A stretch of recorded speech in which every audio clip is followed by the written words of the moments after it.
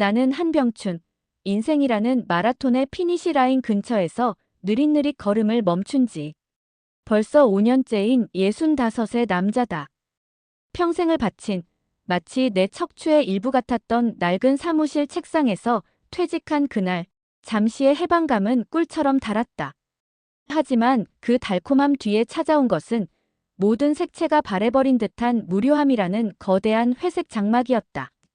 아침 7시의 기상, 아내가 차려준 된장찌개, 건강 프로그램 시청, 잠깐의 공원 산책, 그리고 저녁 뉴스.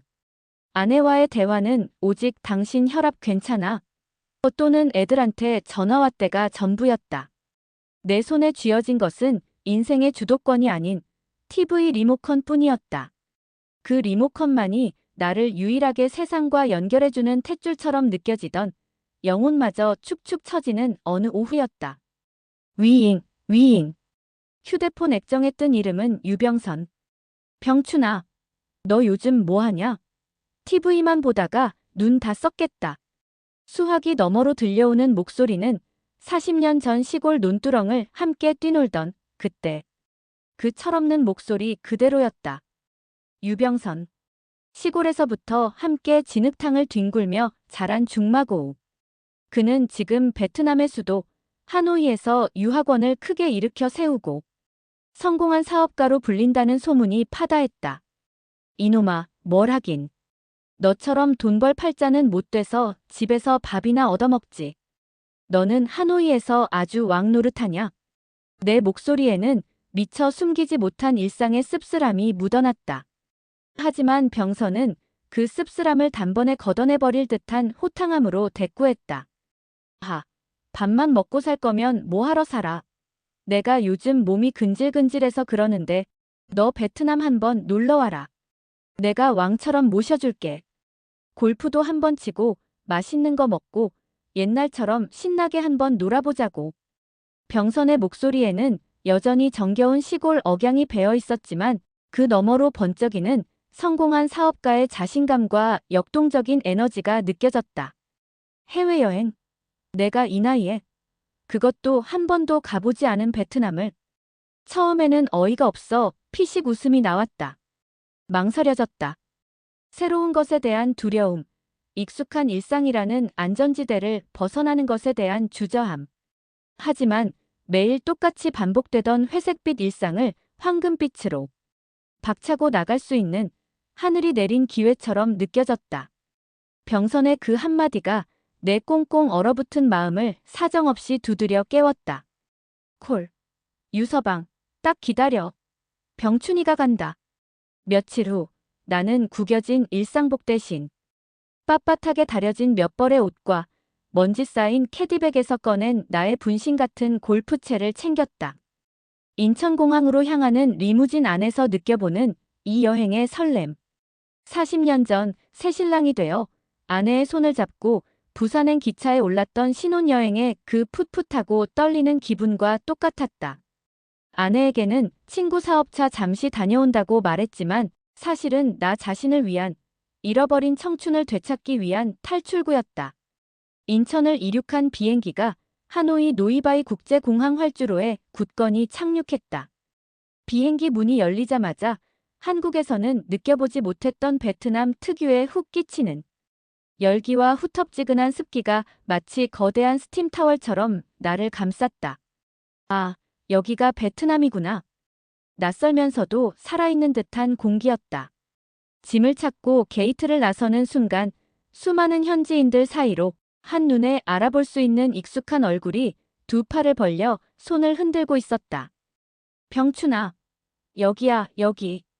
유병선. 그는 40대 후반처럼 보이는 각 잡힌 깔끔한 셔츠 차림이었다.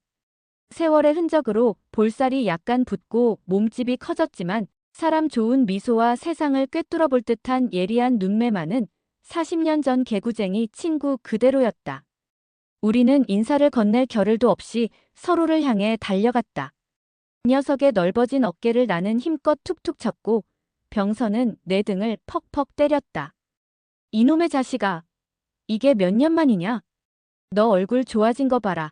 아주 회춘했구먼. 사업이 사람을 이렇게 만드는구나. 내가 더 회춘했지.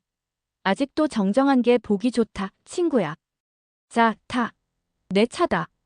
병선이 안내한 차는 번쩍이는 광택을 자랑하는 최신형 SUV였다. 나는 감탄사를 내뱉으며 뒷좌석에 몸을 실었다. 그리고 창밖으로 펼쳐지는 하노이의 풍경에 정신을 놓았다. 마치 거대한 꿀벌떼가 윙윙거리는 것처럼 수백, 수천 대의 오토바이가 물결치듯 거리를 메우고 있었다. 시끄러운 경적 소리, 다채로운 색상의 상점 간판, 그리고 쉴 새 없이 움직이는 역동적인 사람들. 이 모든 것이 매일 정체되어 있던 나에게는 신선함 그 자체, 대포알 같은 충격이었다. 어떠냐, 우리 하노이. 살아있지? 살아있는 정도가 아니네. 아주 팔딱팔딱 뛰는 것 같아. 내가 여기서 이렇게 큰 성공을 거머쥐었다니 솔직히 대견하고 부럽다, 친구야. 병선은 마치 영웅담을 듣는 사람처럼 씩 웃으며 나를 호텔로 안내했다. 차는 도심의 번화가를 지나 웅장한 로비가 빛나는 최고급 호텔 앞에 멈춰 섰다. 그리고 병선이 준비한 방은 스위트룸. 창밖으로는 하노이의 야경이 한눈에 들어오는 황홀한 곳이었다. 친구 왔는데 이 정도는 해줘야지. 그는 어깨를 으쓱하며 말했다. 병선의 호의에 나는 그저 벅차오르는 감동을 느낄 뿐이었다. 단순한 여행이 아니었다. 이것은 내 인생의 황금 휴가이자 40년 우정을 재확인하는 인생 재회였다. 다음 날 아침, 베트남의 뜨거운 태양이 깨우기도 전에 우리는 일찍 하노이 근교의 명문 골프장으로 향했다. 마치 열대 정원처럼 짙푸른 잔디와 하늘을 찌를 듯 솟아오른 야자수들이 어우러진 풍경은 한 폭의 유화 같았다. 코스 전체에서 느껴지는 청량함과 고급스러움. 쨍하게 쏟아지는 햇볕 아래 우리는 전동 카트를 타고 푸른 필드를 시원하게 누볐다. 야, 병춘아. 내 백스윙은 여전하구나. 아직도 현역에서 갓 은퇴한 사람 같아. 이 자식아, 나도 퇴직하고 운동은 꾸준히 했다. 너는 어떠냐? 사업하느라 골프채 녹슨 거 아니냐? 내 사업만 잘 되면 무슨 상관이냐마는. 우리는 4시간 동안 이어진 라운딩 내내 쉴 새 없이 웃고 떠들고 과거를 소환했다. 학창시절 담임 선생님 몰래 학교 뒷산에서 피우던 맵싸한 담배 연기 이야기, 짝꿍에게 보낸 연애 편지가 온 동네에 퍼져 망신당했던 첫사랑에 대한 풋풋한 기억, 그리고 각자의 가슴앓이였던 인생 역정들까지. 공을 치는 것은 그저 핑계일 뿐, 사실은 추억을 곱씹고 우정을 다지는 시간이 공을 날리는 시간보다 훨씬 더 소중했다. 병선은 여전히 승부욕이 강해서 공이 조금만 잘못 맞아도 억울한 표정을 지었다. 나는 그런 녀석의 승부욕에 맞춰 일부러 힘껏 공을 휘둘러 그를 자극했다. 피용. 시원한 소리와 함께 창공으로 날아가는 하얀 공을 멍하니 바라보며 나는 문득 깨달았다.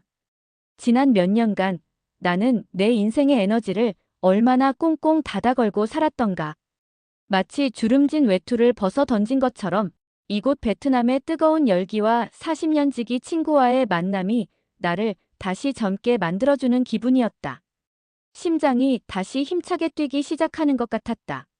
마지막 18번째 홀. 팽팽했던 승부의 막을 내리는 순간 병선이 그림 같은 버디를 잡아냈다. 우리는 마치 어린 시절 해변에서 보물을 찾은 아이들처럼 서로를 끌어안고 환호했다. 역시 너는 못 이기겠다, 유서방. 내 사업 수완만큼 골프 실력도 최고다. 이제야 인정하냐? 좋아, 오늘 저녁은 이 형님이 쏜다. 베트남의 밤이 어떤지 제대로 화끈하게 보여주지. 병선이 안내한 베트남의 밤은 골프장의 푸른 잔디와는 전혀 다른 타오르는 불꽃 같았다. 우리는 하노이의 상징과도 같은 호안끼엠 호수 주변의 번화가로 향했다. 거리는 퇴근 후 쏟아져 나온 현지인들과 관광객들로 인산인해를 이루었고 오토바이의 굉음과 사람들의 활기찬 웃음소리가 뒤섞여 하나의 거대한 교향곡처럼 울려 퍼졌다. 여기가 바로 하노이의 심장부야. 낮에는 사업의 활력이 넘치고 밤에는 청춘의 열기가 끓어오르는 곳이지. 병선은 만족스러운 표정으로 거리를 휘둘러보며 말했다.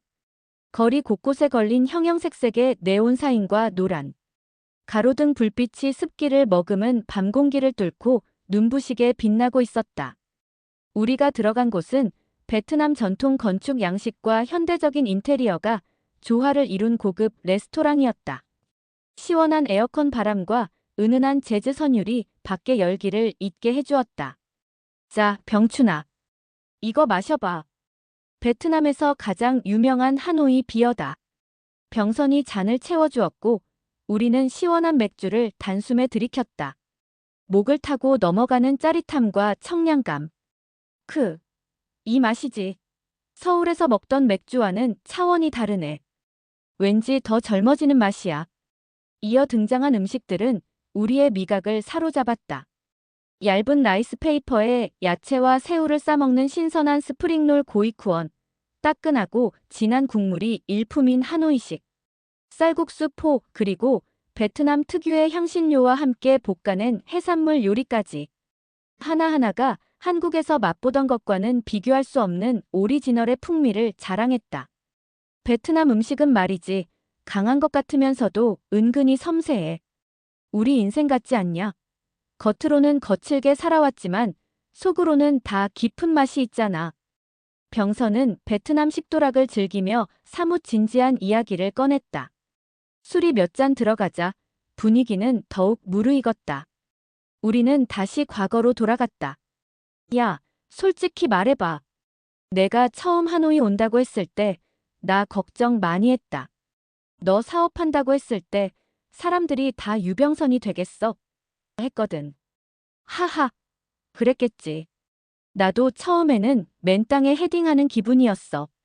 유학원이라고는 했지만 처음엔 한국 식당 주방에서 설거지부터 시작했지. 근데 병춘아, 나는 그때 생각했어. 나이 60에 시작해도 늦지 않다. 실패해도 고향으로 돌아갈 곳이 있다는 배짱 하나로 버텼다. 병선의 눈빛은 반짝였다. 그는 실패에 대한 두려움 대신 새로운 도전에 대한 짜릿한 희열을 말하고 있었다. 그의 이야기를 듣는 내내 내 가슴 속에서도 잊고 있던 도전 정신이 솟아났다.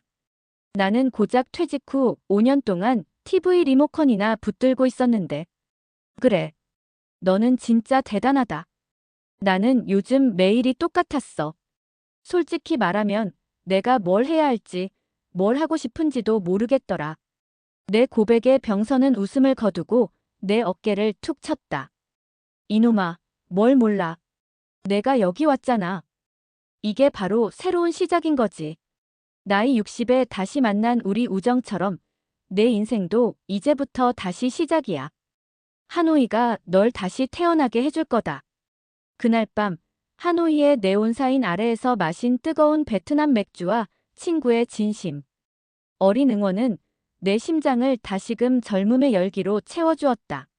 술자리가 끝난 후 병선은 나를 고급 호텔로 돌려보내지 않았다. 오늘은 내 집에서 자. 한국에서 가져온 소주 한 잔 더 해야지.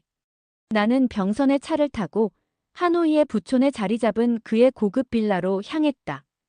그가 이곳에서 일궈낸 성공의 궤적을 눈으로 확인하는 순간 내 안의 변화는 더욱 거세질 것임을 예감했다.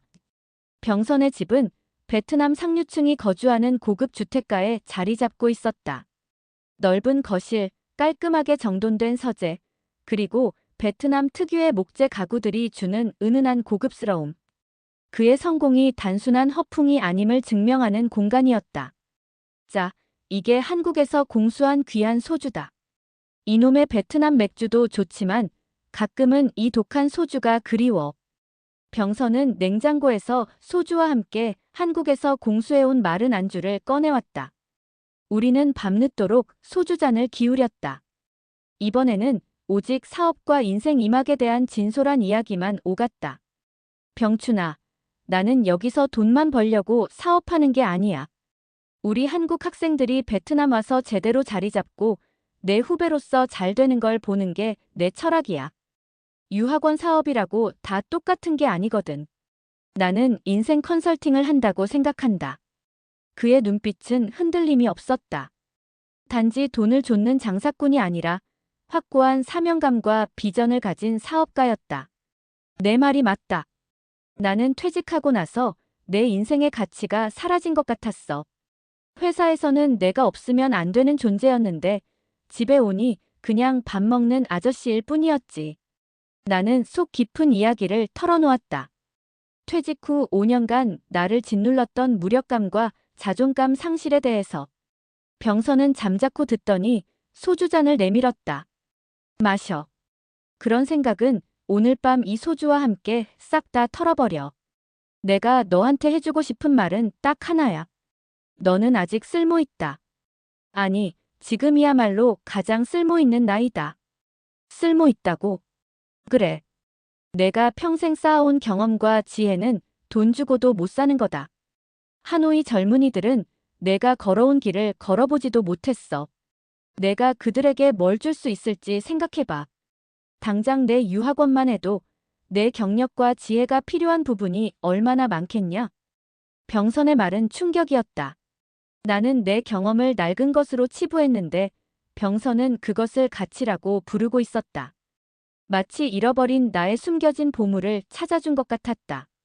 너한테 딱 맞는 사업이 있다. 내일 같이 가보자. 병선은 나에게 베트남의 새로운 산업 분야, 특히 한국의 제조 기술과 접목할 수 있는 분야를 설명했다. 그의 목소리에는 나를 향한 진심 어린 믿음과 확신이 담겨 있었다. 새로운 사업 제안으로 가슴이 벅차오른 저녁, 병선은 나를 하노이의 또 다른 이면으로 안내했다. 번화가 안쪽에 자리 잡은 은은하고 화려한 조명이 빛나는 고급 마사지 숍이었다. 입구에서부터 풍겨오는 낯선 향과 고요한 분위기가 사뭇 달랐다. 어제 밤새 이야기하느라 고생 많았지. 오늘은 몸 좀 풀자. 하노이에서 가장 좋다는 VIP 마사지 코스로 예약해뒀다. 병선은 씩 웃으며 나를 안내했다. 나는 망설였지만 병선의 손에 이끌려 들어갔다. 안내를 받아 들어선 방은 넓고 아늑했으며 잔잔한 베트남 전통 음악이 흘러나왔다. 우리는 가벼운 옷으로 갈아입고 편안한 베드에 나란히 누웠다. 잠시 후 문이 열리고 2명의 마사지사가 들어왔다. 그들은 키가 작고 가녀린 체구였으며 단정하게 머리를 묶고 조용한 미소를 짓고 있었다. 그들의 나이는 20살 전후로 보였다. 안녕하세요, 오빠. 아, 이 나이에 오빠라는 소리를 듣다니. 서툰 한국어로 인사를 건네는 마사지사. 나는 왠지 모르게 얼굴이 붉어졌지만 병선은 이미 익숙한 듯 태연했다. 내가 누운 베드로 다가온 마사지사는 먼저 따뜻한 물에 내 발을 담가주었다. 라임과 허브 향이 은은하게 퍼지는 물에 발을 맡기자 하루 종일 현장을 둘러보느라 쌓였던 피로가 풀리는 듯했다. 그녀의 손길은 가볍고도 능숙했다. 본격적인 마사지가 시작되었다. 그녀는 먼저 나의 머리 쪽으로 다가와 두피와 목덜미를 부드럽게 주물렀다. 잊고 있던 두통이 사라지는 듯 손끝이 닿을 때마다 뭉친 근육이 풀어지는 시원함이 느껴졌다. 아, 시원하다. 역시 젊은 친구들이 힘이 좋네. 병선이 옆에서 나직이 말했다. 이후 마사지사는 등을 시작으로 어깨와 팔, 허벅지와 종아리까지 온몸을 정성스럽게 마사지했다. 그녀는 내 몸의 근육들을 놓치지 않고 꼼꼼하게 만져주었다. 특히 발 마사지를 할 때는 오랜 시간 걸었던 내 발바닥의 굳은 살을 찾아내 섬세하게 지압했다. 그녀의 작은 손에서 나오는 힘이 놀라울 정도로 강했지만 동시에 부드러웠다. 마사지가 진행되는 동안 나는 완전히 이완되었다. 코끝을 맴도는 아로마 오일의 향과 마사지사의 규칙적인 손길, 그리고 잔잔한 음악이 어우러져 마치 하노이의 열기 속에서 잠시 멈춰선 듯한 평화로움을 선사했다. 머리끝부터 발끝까지 이어지는 그녀의 정성 어린 마사지가 끝났을 때 그녀는 나에게 제안을 했다. 오빠 애프터? 병선이가 옆에서 하는 말 VIP 마사지는 이미 애프터 있다는 소리야. 주저하고 있는 사이 이미 병선은 그녀를 따라 커튼 뒤 룸으로 향하고 있었다. 나도 그녀의 이끌림으로 커튼 뒤로 들어갔다. 약간 어두운 조면에 여러 방들이 여관방처럼 정렬되어 있었다. 그 방들 중에 세 번째 방에 들어가자 약간은 칙칙하고 왠지 퇴폐적인 냄새가 나는 듯 했다. 가벼운 마사지 옷을 그녀는 위에서부터 천천히 벗겨갔다. 나는 술 기운과 분위기에 압도되어 침대 위에 긴장한 채로 누워 있었다. 그녀의 애무가 시작되자 나의 남성도 서서히 일어서기 시작했다. 처음에는 걱정 반 기대 반이었으나 20세 정도의 어린 여자가 내 몸을 애무하자 금세 반응이 왔고 뜨거워지는 나를 느끼고 있었다. 그녀는 나의 몸을 가로질러 한 발을 벌리고 말을 타듯 내 몸 위에 조심스럽게 앉았다. 이미 그녀의 몸을 실오라기 하나도 걸치지 않은 상태였다. 그녀의 거침없는 애무에 수년 동안 사용해보지 못한 나의 남성이 되살아나고 준비가 되어가고 있었다. 그녀의 손끝 하나마다 나의 몸은 전율을 느끼듯 경련이 일었다. 그녀는 내 머리끝에서부터 발끝까지 어울만지고 핥아주었다. 그리고 그녀가 자세를 잡고 천천히 내 남자를 그녀의 중심에 밀어넣고 있었다. 한 번도 느껴보지 못한 꽉 조임을, 작은 동굴을 큰 구렁이가 들어가듯 좁아서 처음엔 당황했다. 그녀의 엉덩이가 상하로 천천히 움직이고 있었다. 몇 번이고 신음을 참느라 힘이 들었다. 내 나이 65세에 이런 젊음을 접할 수 있다는 것은 진정 몰랐었다. 나도 그녀와 리드미컬하게 박자를 맞추며 상하 운동을 빨리 하고 있었다. 나는 더 이상 참을 수 없어 괴성을 지르며 통쾌하게 내 몸의 전기를 분출하고 말았다. 얼마 만에 상쾌한 기분을 맛보았는지. 그리고 노곤함이 밀물듯이 밀려왔다. 나는 마치 새로운 몸을 얻은 듯한 가벼움을 느꼈다. 40년 만에 다시 얻은 젊음의 에너지와 함께 몸의 피로까지 깨끗하게 씻겨 나가는 기분이었다. 어떠냐, 병춘아. 피로가 싹 가셨지? 병선이 활짝 웃으며 물었다. 나는 고개를 끄덕였다. 그래, 정말 최고다. 내 덕분에 몸도 마음도 젊어지는 것 같다. 마사지를 마치고 옷을 갈아입자 병선은 나를 데리고 숍 밖의 거리로 나섰다. 하노이의 밤은 여전히 활기로 가득 차 있었고 우리는 다음 목적지를 향해 걸었다. 다음 날 아침, 우리는 병선의 유학원 사무실이 아닌 하노이 외곽의 한적한 공장 지대로 향했다. 병선은 나를 낡았지만 잠재력이 가득한 작은 공장 건물 앞에 세웠다. 병춘아, 여기가 내 인생 이막의 시작점이 될 수도 있다. 공장 안으로 들어서자 오래된 기계들과 땀 흘리는 현지 직원들이 보였다. 병선이 내게 제안한 것은 단순한 투자가 아니었다. 그의 유학원과 연계하여 베트남의 젊은 기술 인력에게 한국의 선진 제조 기술을 교육하고 그들을 한국 기업에 취업시키는 교육 및 컨설팅 사업이었다. 내가 30년 동안 공장에서 쌓은 현장 노하우는 이 베트남 젊은이들에게는 금과 같다. 내가 교육 책임자가 되어주면 좋겠어. 돈이 문제가 아니야. 내가 다시 현역으로 뛰는 것, 그게 중요한 거지. 공장 내부를 둘러보는 내내 내 가슴은 쿵쾅거렸다. 5년 만에 맡아보는 기름 냄새, 기계 돌아가는 소리, 그리고 젊은이들의 열기가 나를 압도했다. 한 병춘의 새로운 시작. 환갑의 나이에 베트남 하노이에서 맞이하는 뜻밖의 제안. 이것은 단순한 재취업이 아니라 나의 존재 이유를 되찾는 일이었다. 나는 병선을 바라보며 환하게 웃었다. 유서방, 내가 나를 살렸다. 좋아. 내가 깔아준 판, 이 한 병춘이가 멋지게 한번 놀아보겠다. 내 인생 이막 하노이에서 제대로 시작한다.